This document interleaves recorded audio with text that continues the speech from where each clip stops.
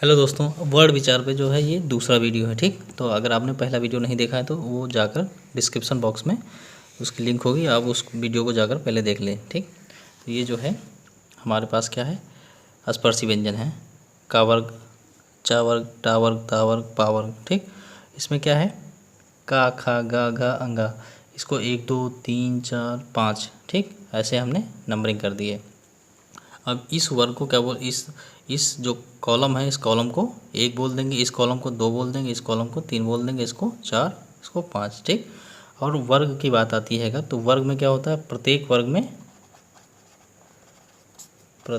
वर्ग 5 व्यंजन होते हैं। ठीक, 5 व्यंजन होते हैं। ठीक, और जिन वर्गों में मतलब जिन जिन लाइन में 5 व्यंजन होंगे उन्हीं को हम वर्ग बोलेंगे। ठीक, इसको हम वर्ग नहीं बोलेंगे, या रा ला वा को वर्ग नहीं बोलेंगे, इसको अंतस्था व्यंजन बोलेंगे। और ये जो है स्पर्शी व्यंजन है। ठीक, ये सारे यानी 25 जो है, 5 गुणे 5 बराबर 25 स्पर्शी व्यंजन है। ये सब हम डिस्कस कर चुके हैं पिछले क्लास में। ठीक, चलिए देखते हैं आज व्यंजनों का जो वर्गीकरण है वो देखते हैं। व्यंजनों का वर्गीकरण क्या, घोष या कंपन के आधार पर। ठीक, कितने प्रकार के होते हैं, 2 प्रकार के। ठीक, नंबर 1 जो होता है अघोष। ठीक, घोष व्यंजन, अघोष व्यंजन। अघोष मीन्स, घोष मीन्स क्या होता है, कंपन होता है। ठीक, तो अघोष मीन्स नहीं कंपन। ठीक, यानी इसमें कंपन नहीं होगा। अगर इसको हम बोलेंगे तो कंपन नहीं होगा। तो इसमें क्या होता है, प्रत्येक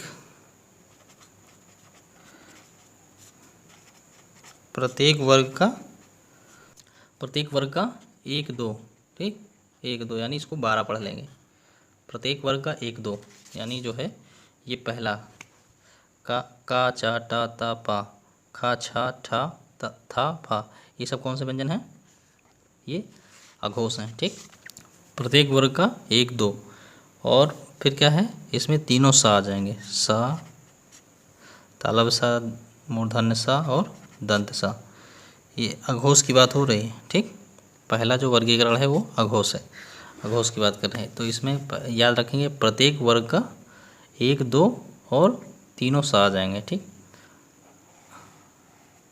अगला जो हमारा वर्गीकरण है वो क्या है, अघोष हो गया। अब है सघोष, सघोष, या इसको हम घोष भी बोल देते हैं। ठीक, इसमें क्या होगा, सघोष मीन्स कंपन होगा। ठीक, किस में कंपन होता है, स्वर तंत्र में। ठीक, जब भी हम कोई वर्ड बोलते हैं तो स्वर तंत्र में कंपन होता है। ठीक, चलिए अब इसका देखते हैं क्या क्या इसमें आता है। इसका सा का मतलब होता है सहित। ठीक, और ये घोष का मतलब कंपन, यानी कंपन के साथ। यानी कोई व्यंजन अगर हम बोलते हैं उसमें स्वरतंत्र में कंपन होता है तो उसको बोलते हैं सघोष व्यंजन है। इसमें क्या आएगा, प्रत्येक वर्ग का तीसरा, चौथा, पांचवा यानी 345। पहले में क्या आया, 12 आया, दूसरे में 345 आया। ठीक, और क्या आएंगे, या, रा, ला, वा और हा। ठीक, यानी ये अंतस्था हो गया, और ये एक जो यहाँ बचा था उसको मान लीजिए इधर ऊष्म। ठीक, तो ये हमारे कौन है, सघोष व्यंजन है। ठीक, अभी और है क्या, सभी स्वर तथा सभी स्वर। ठीक, ये क्या हो गया, एक ये हो गया, दूसरा ये, तीसरा ये, यानी सभी स्वर। देखिए प्रत्येक वर्ग का 3 4 5, या, रा, ला, वा, हा और सभी स्वर, ये क्या हैं, सघोष हैं। स्वर कितने होते हैं, 11 होते हैं, हम जानते हैं, पहले क्लास में पढ़ चुके हैं। ठीक, अब देखिए 3 4 5, 3 4 5 गा, जा, डा, दा, बा। ठीक, घा, झा और ये जितने भी वर्ड हैं ये 3 4 5 ये किस में आएंगे, सघोष में आएंगे। ठीक, ये हमारा पहला जो वर्गीकरण है वो समाप्त हो चुका है। ठीक। अब बात आती है किस एक कंपन के आधार पे हो गया था, दूसरा क्या करेंगे, प्राणवायु। प्राणवायु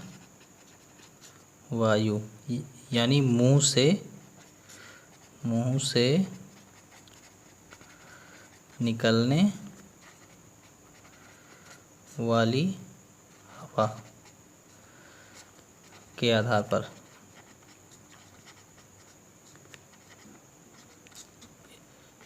इसमें भी क्या होते हैं, दो प्रकार होते हैं। ठीक, क्या होता है, नंबर एक क्या होता है, अल्प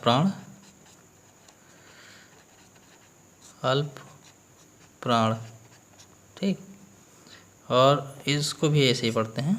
और ये महाप्राण।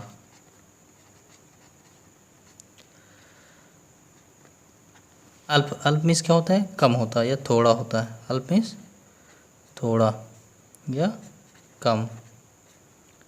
मतलब अगर हम कोई भी व्यंजन बोलते हैं तो हमारे मुंह से जो है कम वायु निकलती है, तो उसको क्या बोलेंगे, अल्प प्राण बोलेंगे। ठीक, यहाँ लिख देते हैं थोड़ी परिभाषा, कम वायु बाहर। ठीक, शॉर्टकट में लिख दिए, समझ जाइएगा। अब हम इसको देखते हैं कौन कौन से व्यंजन इसमें आते हैं। 1 3 5। ठीक, 1 3 5 ये हो गया। इसे समझते रहिए, 1 यहाँ का है, 3 यहाँ का है, 5 यहाँ का है। ठीक, 1 3 5 हो गया। अब क्या है, अंतस्था व्यंजन, यानी या, रा, ला, वा। ठीक, ये हो गया अंतस्था व्यंजन, हो गया। ठीक, अब इसमें क्या होता है, सभी स्वर आ जाएंगे और सभी स्वर। ठीक, तो इसमें क्या है, 1 3 5 या, रा, ला, वा और सभी स्वर क्या होंगे, 11 होंगे। ठीक, तो ये हमारे पास हो गए कौन सा, अल्प प्राण यानी कम वायु बाहर निकलने के आधार पे। अब महाप्राण यानी ज़्यादा वायु बाहर। ठीक, ज़्यादा वायु बाहर निकलेगी इससे। महा मीन्स ज़्यादा ही होता है। ठीक, और प्राण मीन्स वायु। ये 2 आता है, 4 आता है महाप्राण में, 2 4 और ऊष्म व्यंजन। ठीक, ऊष्म व्यंजन। ठीक, 2 4 प्लस ऊष्म व्यंजन प्लस सा, मूर्धन्य सा, दंत सा, हा। ये कौन है, ये ऊष्म व्यंजन ही है। ठीक, ये क्या है, ऊष्म व्यंजन। स्क्रीनशॉट ले सकते हैं, बहुत अच्छे से हमने सेट कर दिया है। ठीक, चलिए एक बार हम फिर से देख लेते हैं। ठीक, इसमें क्या है, अघोष मतलब नहीं, कंपन नहीं होगा। ठीक, कंपन नहीं होगा। और इधर हम ये ध्यान रखेंगे, पहले हमारा क्या है, अघोष है। ठीक, दूसरा क्या है, सघोष है। यहाँ पे पहला अल्प प्राण है, दूसरा महाप्राण है। अब इसका हम क्रॉस कॉम्बिनेशन बनाएंगे। क्या 12 इधर 24 इधर है। ठीक, 12 24 और यहाँ पे तीनों सा हैं, यहाँ पे हा भी आ गया है। ठीक, इसको थोड़ा सा याद रखेंगे। अब यहाँ क्या है, 345 है, यहाँ 135 है। ये भी अच्छे से याद हो जाएगा, 345 135।